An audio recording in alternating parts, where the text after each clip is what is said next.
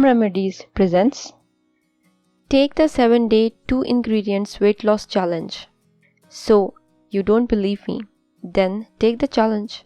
Try this concoction for a week, first thing in the morning, before you eat or drink anything else. This one requires just little effort.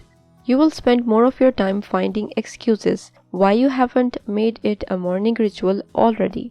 Here's what you will need. Are you liking the video?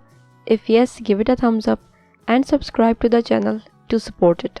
Ingredients: 2 teaspoons apple cider vinegar, lemon juice from half lemon, 1 glass warm water. Directions: mix the ingredients together in a glass and drink up. If you make this drink a part of your morning routine for 7 days, I guarantee you will reap the rewards of a higher functioning, cleaner running system. That means more energy, less bloating, increased concentration, and a healthier glow. Make it a part of your long-term healthy lifestyle permanently.